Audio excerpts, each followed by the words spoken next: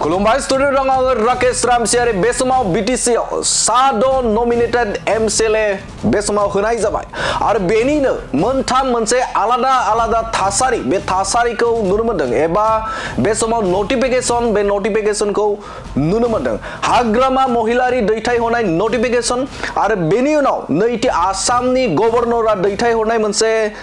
फोरमायथि आरो बेनि अनगायै आरोबाव गवर्नरनिफ्राय ओंखारनाय मोनसे फोरमायबिदां एबा नोटिफिकेशन आरो बेनि गेजेरावनो मोनसे रायखांनो गोनां जे बे समाव सासे नमिनेटेड MCLA जाय बीटीसीनि बायजोनि सासे नमिनेटेड MCLA बे MCLA आ बे समाव मोननो हादोंमोन नमिनेटेड एबा कचनिफ्राय मोननो हादोंमोन बे समाव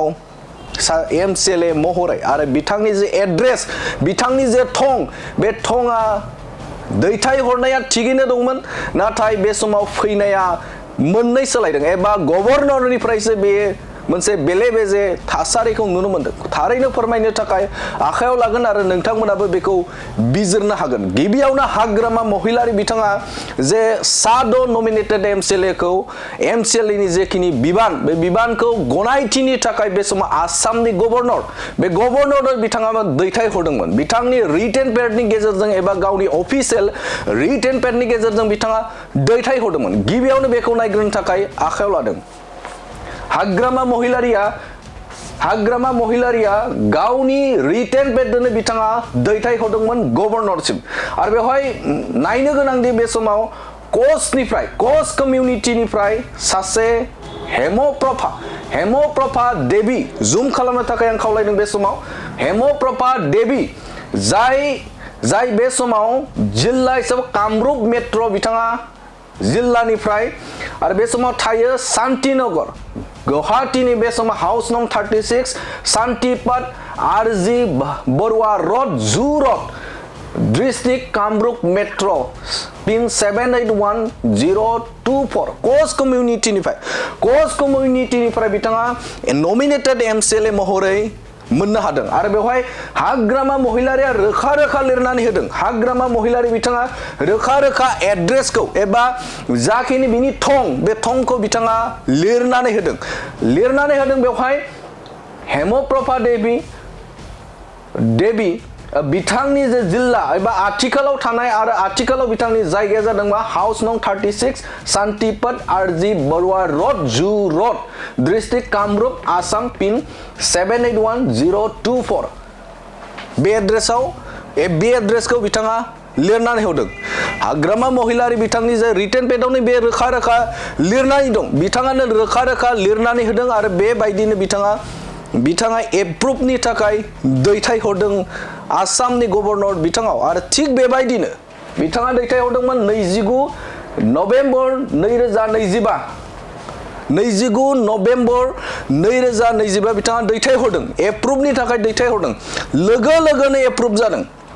बिथांनि दैथायहरनाया लोगोनो एप्रुभ जादों आरो थिग बेबायदिनो आसामनि गवर्नरनिफ्राय मोनसे नोटिफिकेशन दैथायदों उदां बे दैथायनाय 30 खालाराव बेखौ दैथायहरदों बयनिबो आखायाव बे दं जे रायजोफोरा नुनो मोनदों जे बे समाव नोटिफिकेशन एबा आसामनि गवर्नरा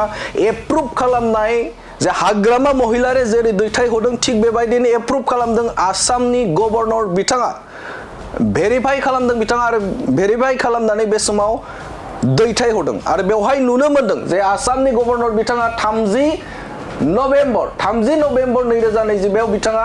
दैथायहरदों आरो फिन हाग्रामा महिलारिनि बे नोटिफिकेशनखौ हरदों एबा बे समाव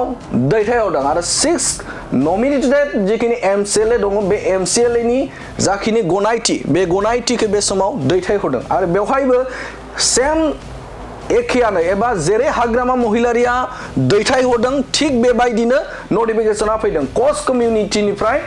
हेमप्रभा देवी बे कामरुप मेट्र इसे जुम खालामनो थाखाय दिन्थिदों क्वालिटिया इसे खम नाथायबा नोंथांमोननो दिन्थिनो थाखाय आखायाव लादों हेमप्रभा देवी बेवहाय बे एखे हाग्रामा महिलारिया जेरै एड्रेस दैथायहरदोंमोन थिग बेबायदिनो एप्रुभआवबो थिग बेबायदिनो फैनायखौ नुनो मोनदों नाथाय बे समाव गोनो गोथो मोनसे थासारियाव सोमजिदों गोनो गोथोआ बेनो जे हाग्रामा महिलारिया दैथायहरनाय नटिफिकेशन एबा बिथांनि जाखिनि गनायथिनि थाखाय MCLA नमिनेटेड MCLA नि थाखाय साद' जाखिनि बे समाव दैथायहरदों गनायथिनि थाखाय दैथायहरदों बे एप्रुभ खालामनायाबो एखेयानो फैदों नाथायबा बे समाव मोनसे सोमोनांथाव जे बे समाव आसामनि गभर्नरनिफ्राय आरोबाव फिन मोनसे नटिफिकेशन ओंखारदों एबा बे समाव अर्डार ओंखारदों थारैनो बेखौबो नोंथांमोननि सिगाङाव दिन्थिनो थाखाय आखायाव लादों बे समाव आसामनिफ्राय एबा आसामनि गभर्नरनिफ्राय 1 नभेम्बराव एबा मैयानि सानाव ओंखारदों बे फोरमाया एबा अर्डारा दिन्थिनो थाखाय आखायाव लादों 1 डिसेम्बर 2025 बेवहाय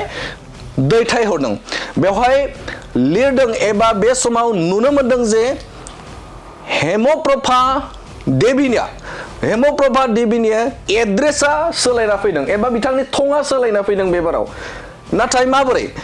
नुनो मोनदों बेवहाय हेमप्रभा देवीया कच कमिउनिटिनिफ्राय रिप्रेजेन्टेटिभ खालामदों बेनिफ्राय बिथांनि जे गामि बे गामिया कसारिपारा पिअ पानिसालि आरो PS टंला डिस्ट्रिक्ट अदालगुरि बेवहाय अदालगुरिनि जानानै फैदों दैथायहरबाय हाग्रामा महिलारि बिथाङा गुवाहाटीनि एड्रेसजों दैथायहरबाय नाथाय सोमोनांथाव बाथ्राया बेनो जे फैबाय बे समाव